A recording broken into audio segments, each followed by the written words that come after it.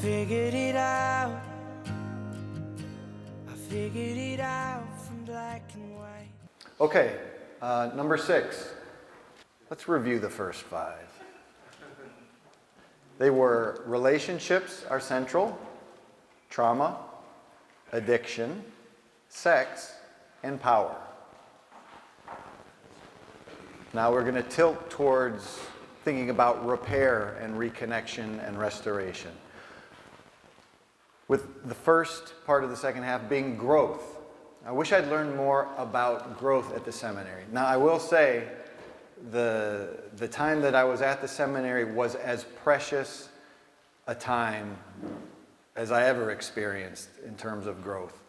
Just where I was when I got there, which, in my own life, had a certain amount of lostness and brokenness to coming out the other side, feeling much more alive and ready to think about what I was going to do as a grown-up.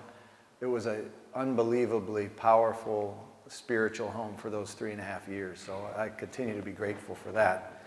But if I could have learned more, it would have been something like how much responsibility I have to grow and keep growing day after day, and to learn what some of the foundational aspects of growth are. Again, with some contribution from social science, there are some very foundational aspects of what human beings need. We recognize relationships is at the heart of that, but some others include things like sleep, having a restorative sleep life, diet, having a healthy way of eating, maintaining good rhythms around eating, not eating too late. The science of nutrition is at a place that is really unparalleled, and the availability of nutritious foods, even though they tend to be more expensive, has never been greater. So availing ourselves of nutritious diet. Physical activity, I think finding ways to be active, that can be formal exercise routines. There are great gyms, great equipment. There are opportunities to get outside. I hope everyone has worked into their rhythm of life some regular physical activity. I forget which heresy it was. I think it's the Manichaeans or something. Didn't think our bodies were real or a real part of us. And I have found that to be completely the opposite. We're very attached to our bodies and the way that they are experiencing the world. So sleep, diet, physical activity, prayer. I wish I'd learned more about growing in prayer. I think learning about liturgical prayer, the chapel life, was completely transformative for me at seminary. And it's something that each of you, that's central to who you are, is creating a regular liturgical rhythm within your parishes. But there was something about that seminary rhythm of morning and evening chapel, and the quality of the music makes a big difference. But personal contemplative prayer is something I'm only now beginning to find its importance in my life. Quick story. I got into a stretch a couple months ago where I was busy. And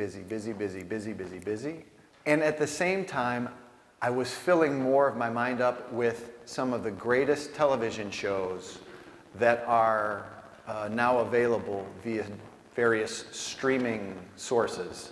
I really think of this as a golden age of television, but I also think of it as potentially one of the great thieves of peace, because there's always something compelling to fill space within our hearts and our minds, and to kind of squeeze in between our hearts and our minds.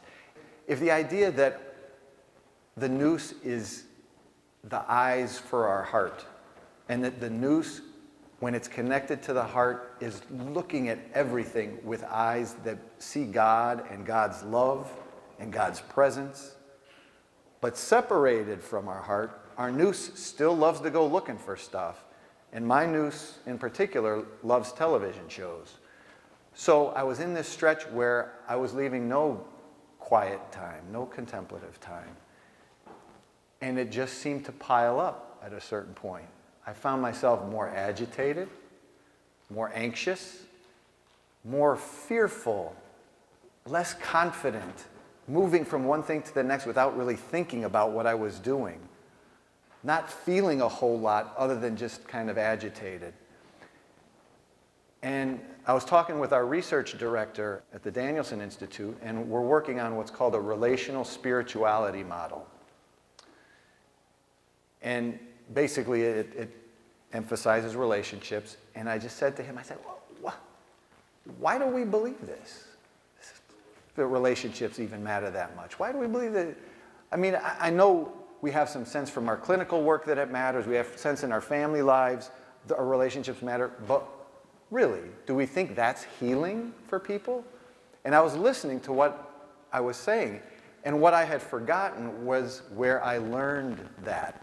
Where at my heart of hearts, I really came to believe in the power of relationships was back in the Orthodox way and my experience at seminary. So I pulled out one of my favorite books, The Mountain of Silence, by Kyriakos Markides. And I started reading it, and he was talking about doing the Jesus prayer and the softening of the heart and creating space in the heart. Now, I did my dissertation on the Jesus prayer. I helped, 110 people were the subjects, and we tested them before and we tested them after they practiced the Jesus prayer, and we found all these health effects and cool empirical scientific stuff, but I had completely abandoned it as a practice. Once I started back down that road, I encountered something that I didn't anticipate, and it was a kind of sadness and a kind of agitation and what I could only call as a growing realization that I was getting older. This is going to sound very silly and somewhat dramatic. I knew I was going to die. Not today, hopefully. Not for a while, hopefully. But somehow, starting to pray again, I got sad because I was like, oh my goodness, I'm going to die. And that means I'm going to have to leave my family. And I'm not ready to do that. And it put me in a whole different place. And a couple days later, my oldest daughter, who came to the house in the morning before going to work, and she looked at me and she goes, "Hi, Dad. How you doing, Dad?" Okay. How are you? "Oh, I'm good." "Are you going to come downstairs?" "Yeah, I'm going to come downstairs." So I went downstairs, and before everybody else came down, she said, "I had a dream." "What was the dream?" She said, "I had a dream you died." I was like, "Oh, honey." So I tried to make some space and just hear her out. She said she described the dream, and it involved the whole family, and my trying to protect them, and how distressed she was, and but she went off to work after that, and I got in my car and I drove into work and just tried to stay in that quiet place with the Jesus prayer as I was going to work. And for me, who knows? Could be coincidence. But something about the connection, the paradoxical connection between growth, at least in my life, softening the heart, knowing I'm going to die, and somehow that translating into being less afraid to live. To trust God that whatever the day has to hold us. In the priestly prayers of the Vesper service at New Skeet Monastery, they talk about the opportunities of the coming day. Something paradoxical about soft, sad acceptance, humble acceptance of our limitations, I believe, can open us up to the possibility that we can truly be alive again and not stuck. But the responsibility part, back to the growth, I think, is to try to do our part, not just to make space for all the people who come to us. We can never make enough space, but to make more space for ourselves to be with God. I wish I'd learned more of that at seminary. Not that we didn't learn it, but I don't think I had any idea how much I had to keep learning it. Number 7, boundaries. Wish we'd learned more about boundaries at seminary. I would assume that managing personal boundaries is one of the keys to priesthood. That without boundaries, we might get overwhelmed by the needs that others have of the healing that our presence in the leadership role suggests. One thing I once heard, I'd be curious whether or not you agree with this.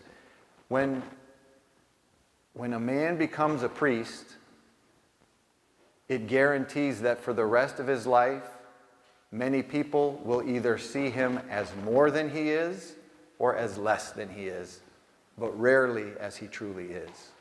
What I mean by boundaries is what one considers to be the safety space between oneself and another person based on the context.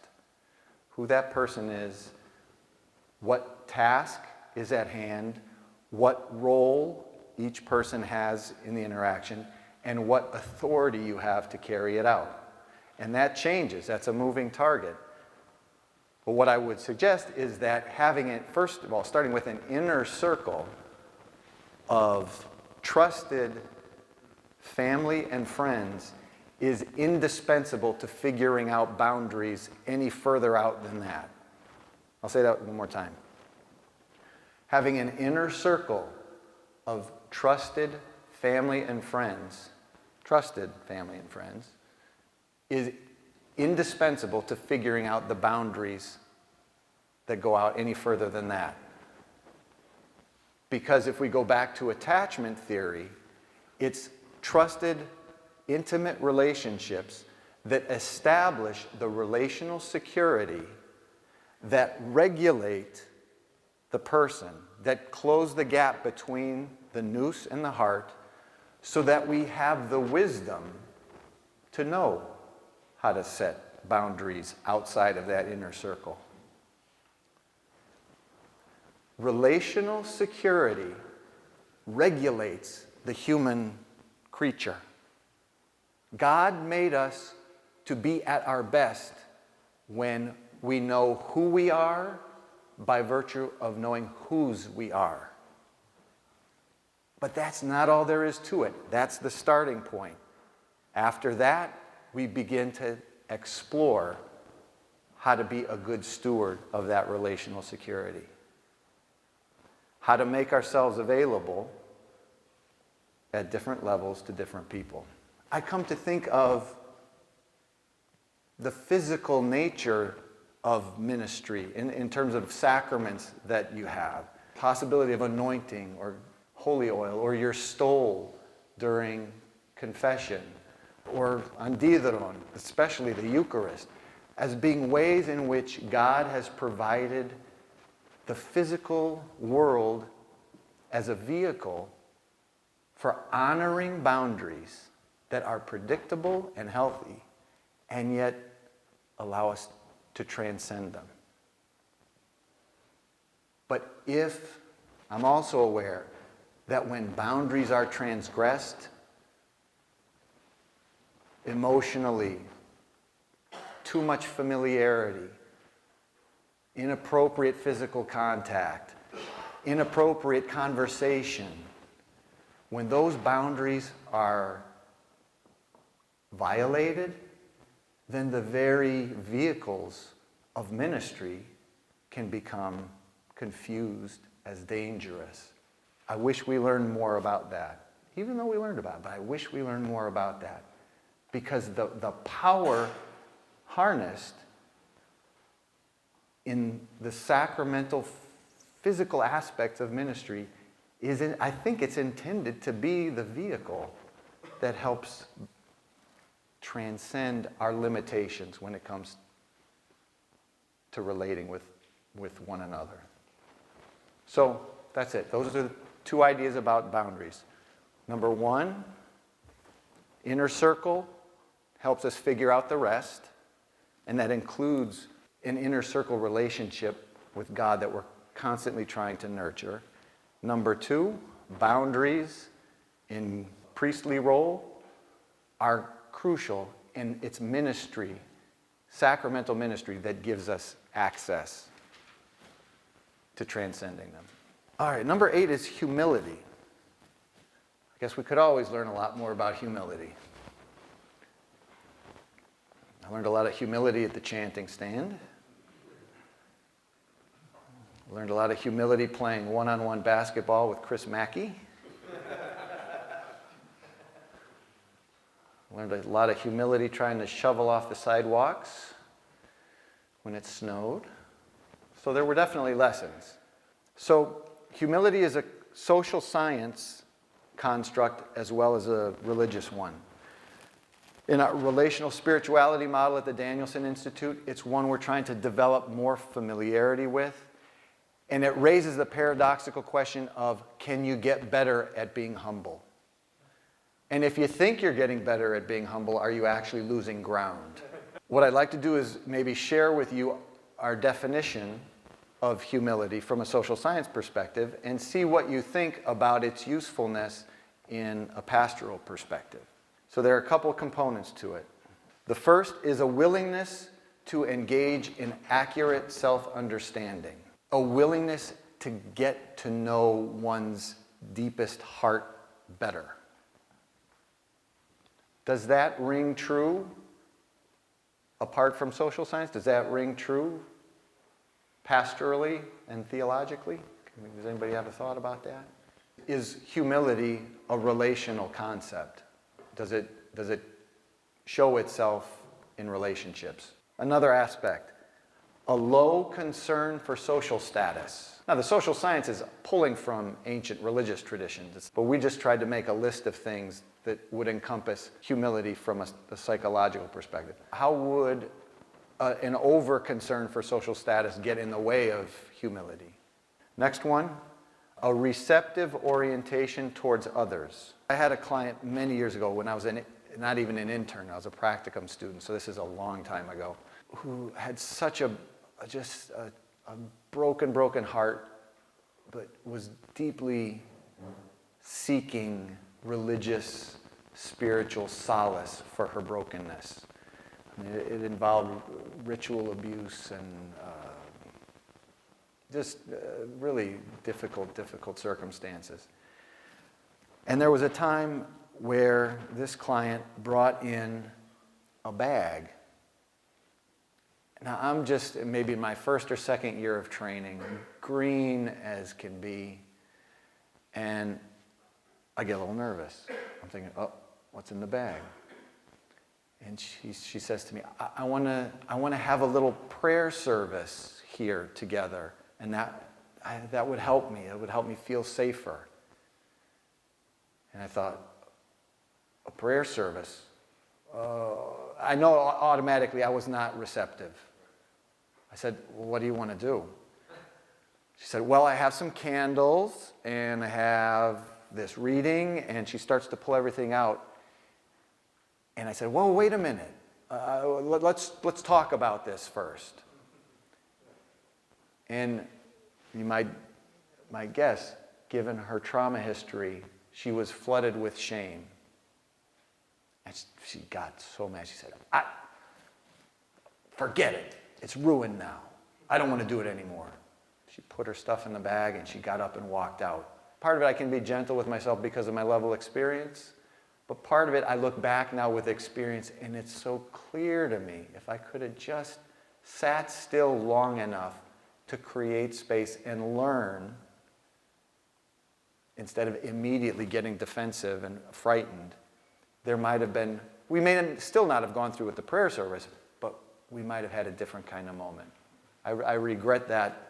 You know, she stayed in therapy for a while, but eventually she left therapy. Now, how does that relate to humility? I don't think I was receptive. One little twist in this humility idea is sometimes we think if somebody's not humble, they're puffed up.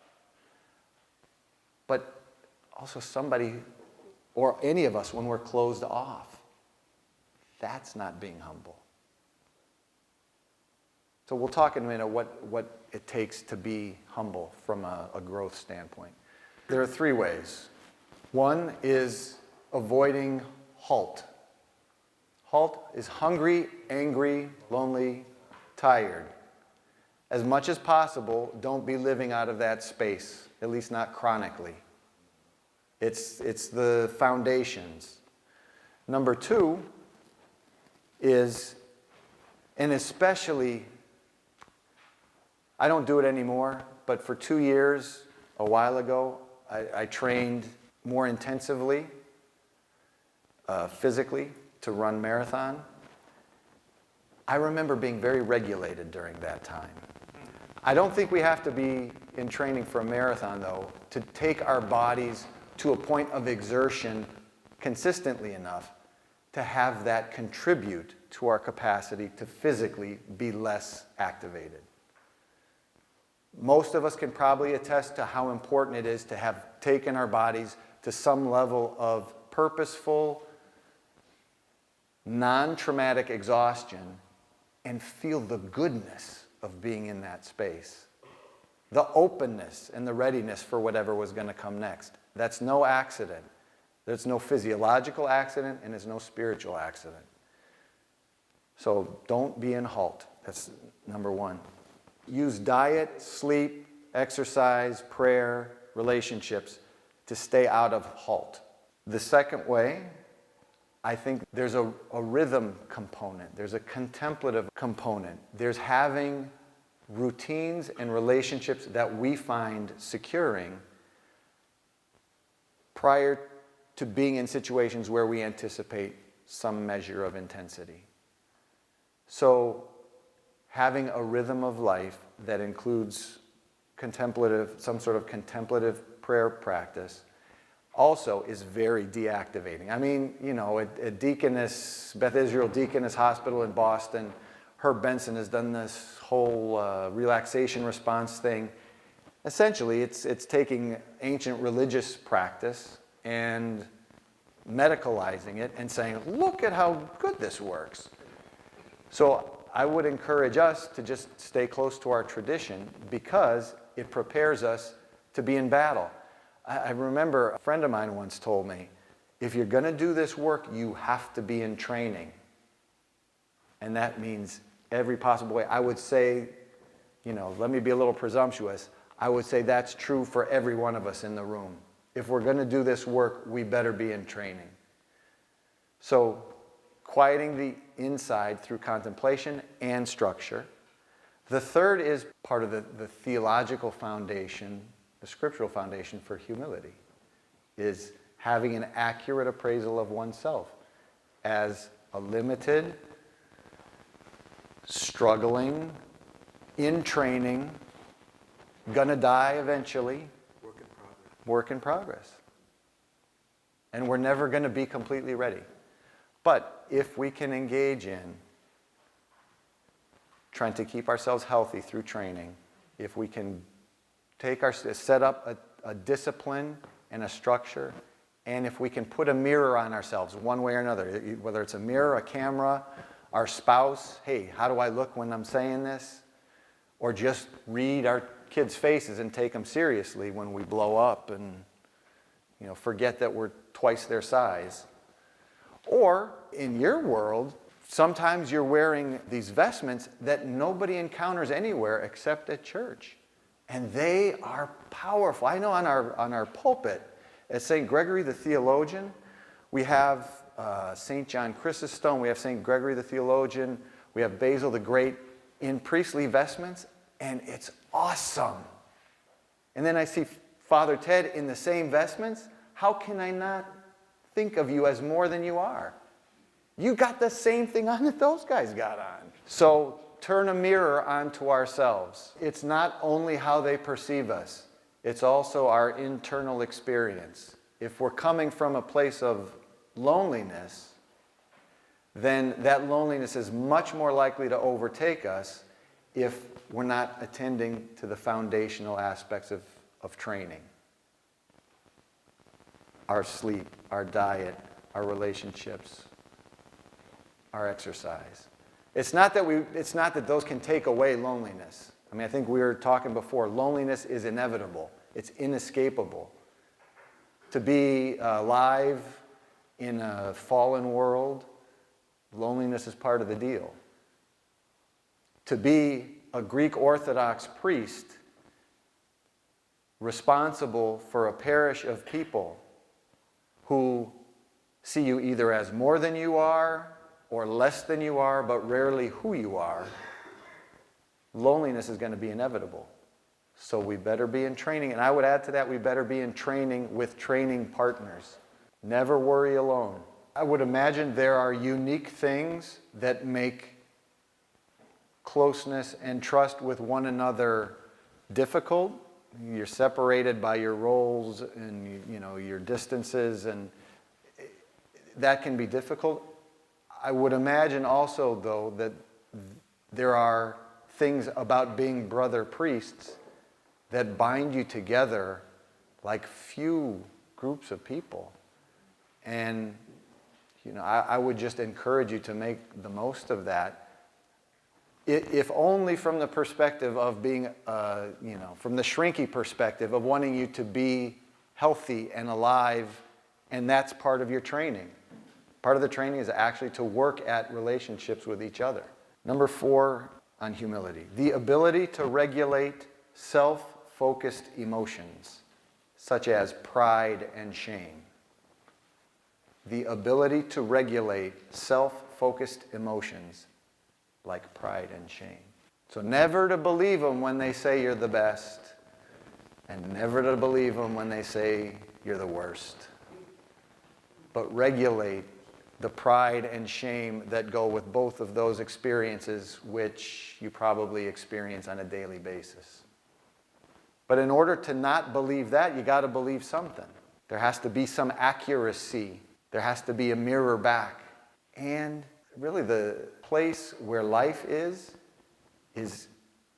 where our hearts meet Christ.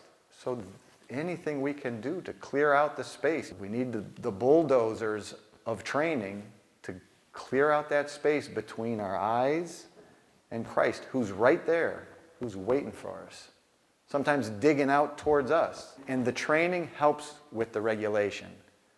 But what part of the training is the most important part of regulating pride and shame, do you think? Go back to number 1 that we started with today. Relationships. Now, relationships can also be the undoing of regulation.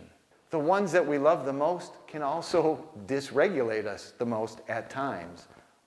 But it's the body of work that matters, because it's love that regulates. Genuine appreciation of the value of things outside the self. I mean, the beauty of our tradition is that God is outside the self, and God is the deepest thing within the self. But I think part of humility is to appreciate how much it's not about us. But if we tap into it not being about us and being about God's love for us, and us being a steward of that experience of God's love, amazing things can happen. I've actually talked to a lot of people about these 10 things, so these actually aren't my 10. They're a compilation of a whole bunch of people's 10. But in talking about these 10 things, I was describing the humility section to a good friend of mine. And he said, have you looked at the Lenten prayer of St. Ephrem? So I'm just going to read it and see if it matches up with the social science at all. Lord and Master of my life, take from me the spirit of laziness, idle curiosity, lust for power, and vain talk. Grant to me, your servant, the spirit of moderation, humility, patience, and love.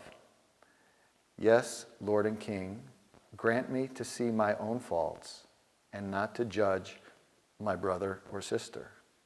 For you are holy now and forever. Amen. It actually is better than the social science.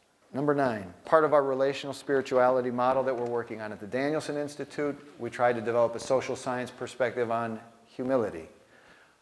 As part of that effort, we are also working on a social science perspective on forgiveness.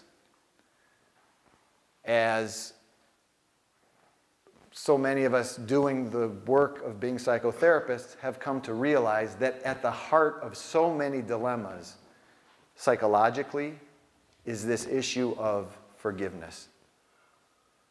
Forgiveness between people, forgiving oneself. It's in almost everything that we do. And yet, from a social science perspective, we're only beginning to put some more attention on it. A foundation called the John Templeton Foundation that looks at connections between science and religion has created some grant money that's spurred on some of this research, which has been nice. All right, so a couple things about forgiveness, social science. It's different from reconciliation, first of all. Reconciliation involves two people engaged in a process of addressing a wrong, mutually coming up with ways to close what we'll call the injustice gap, and being satisfied enough with that process that they can consider the matter settled together with each other. That's reconciliation.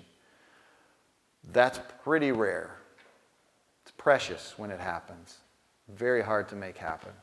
So one of the top trauma researchers in the country is a guy named Bessel van der Kolk. He's out of Boston. And he's South African, and he was in South Africa during the tearing down of apartheid and the rise of Nelson Mandela and the ANC.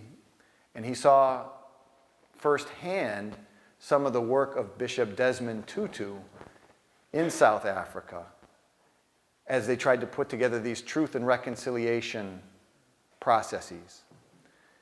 Before they could get to reconciliation, however, they had to work on forgiveness. And I'm going to just share an example that Bessel van der Kolk shared with us at a conference recently. He said they would go into one of the black townships that had been besieged by apartheid with, crime and violence visited and oppression visited upon the black citizens.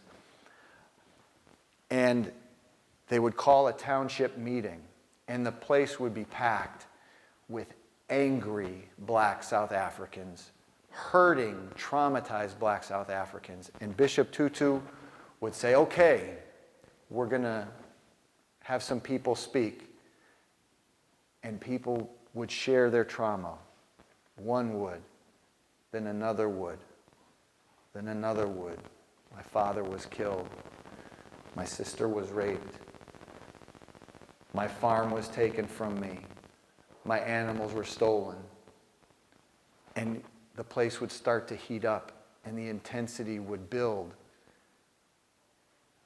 It would get to a certain point, and Bishop Tutu would say, "Oh, wait. We can never heal all of these ills tonight. It's impossible. What we can do, though, is we can be together." And he'd pull everybody together so that everybody was touching somebody else, and they would slowly start to move and then sing hymns for the next half hour, one after another, moving together. And that would be it. Then they'd go home. And when you think about forgiveness, part of forgiveness, from a social science perspective, is withdrawing the wishes for vengeance away from the person who has hurt you. Because as long as there's a big injustice gap, as long as we feel like they got away with it, and that intensity is there, forgiveness becomes very, very difficult. So what Bishop Tutu was doing, he was a brilliant trauma therapist, was he was helping people to regulate that wish for vengeance. How? Relationship, prayer, rhythm, music, physical touch, all the stuff we've been talking about in one intervention. We got this stuff in our tradition too. It's called paraklesis. I don't know how many of you gather everybody get up in a circle and do this, but it's there. Actually, we do it at camp. Yeah. We have a forgiveness circle. Everybody hugs everybody. Sometimes we got to teach them this, the camp side hug. This stuff is ancient, and it's in our tradition, and it's part of forgiveness. Social science, like they know, yeah, maybe they're rediscovering it because we're forgetting it. So, number one part of forgiveness, cooling off the desire for vengeance against the person who hurt you. The second part of forgiveness, from a social science perspective, is to decrease the amount of numbness or dissociation or denial.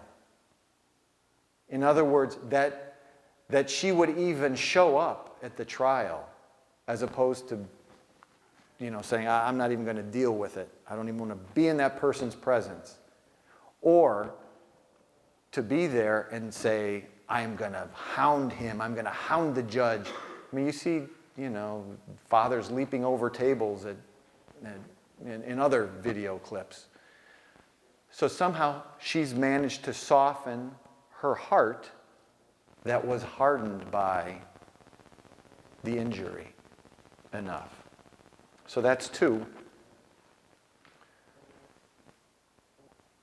The third, from a social science perspective, is there's a process of becoming more pro-social towards the transgressor.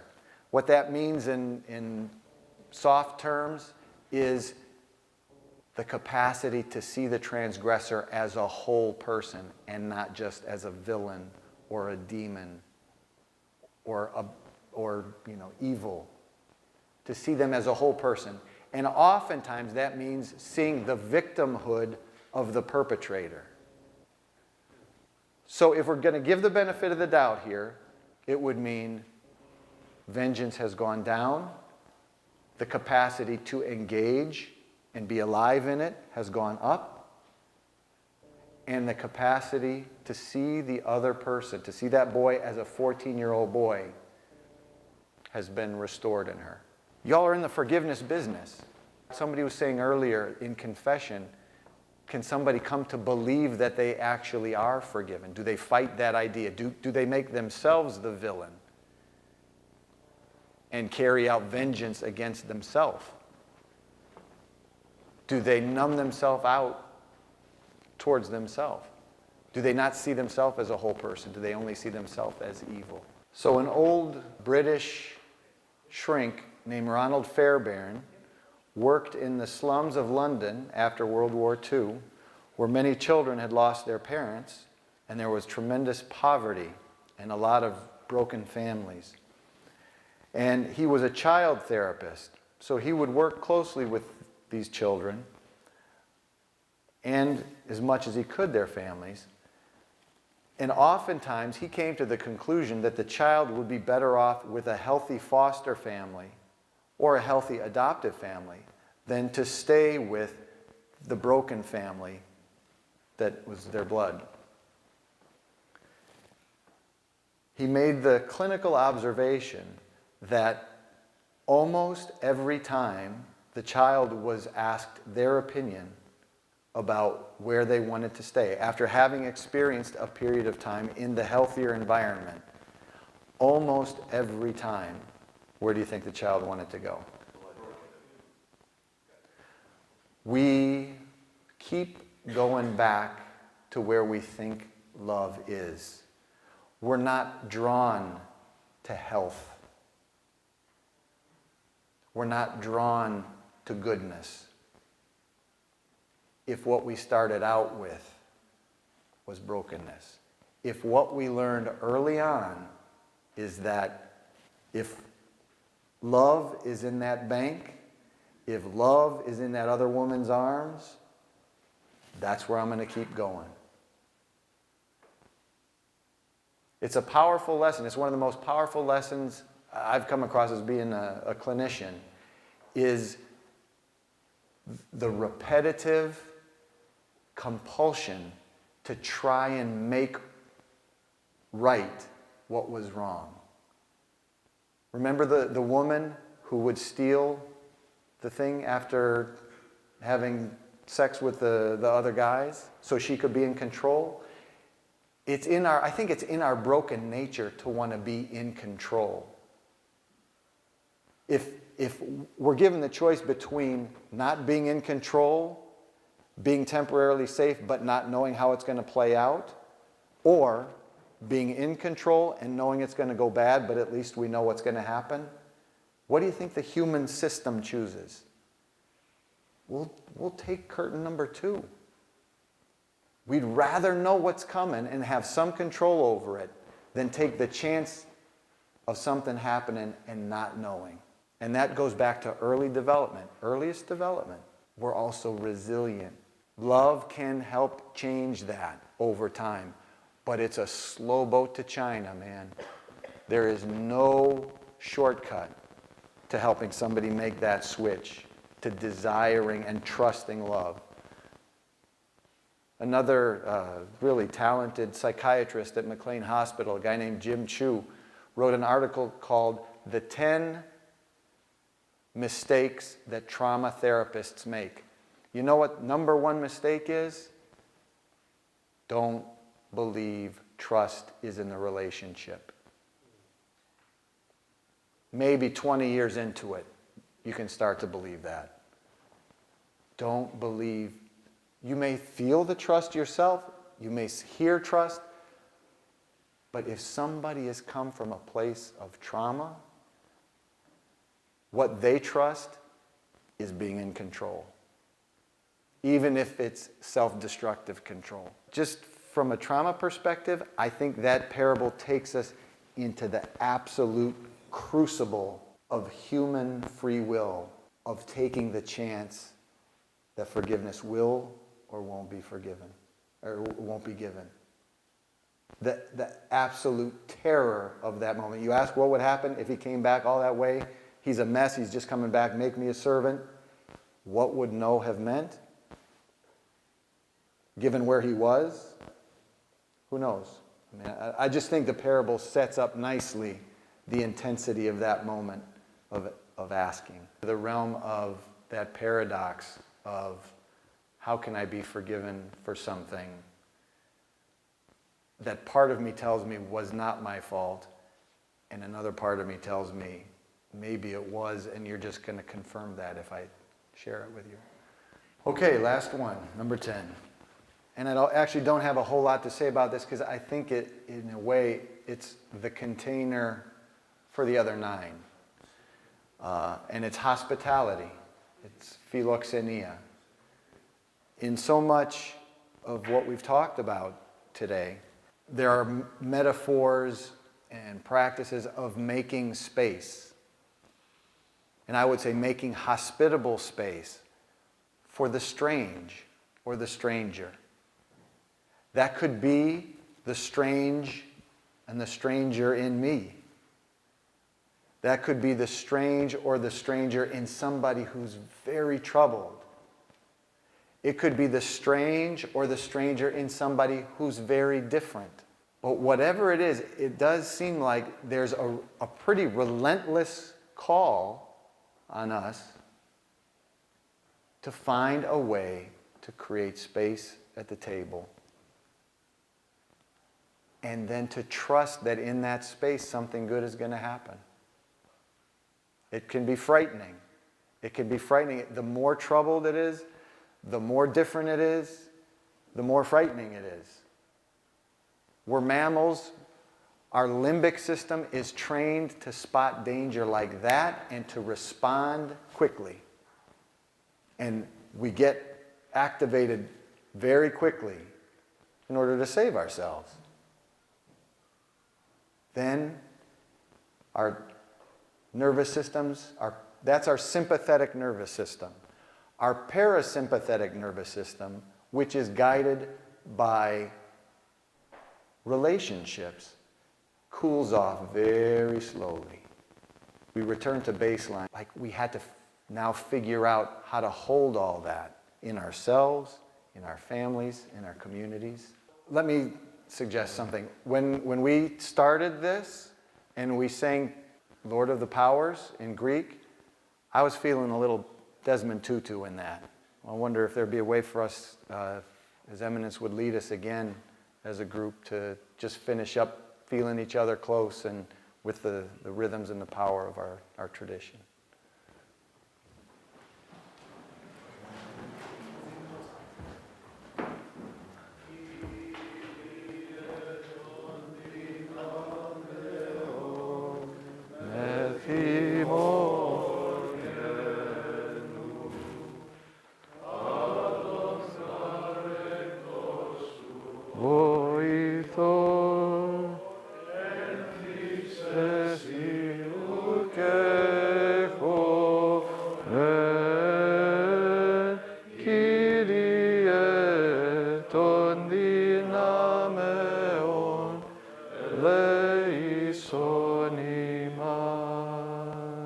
Thank you, Your Eminence.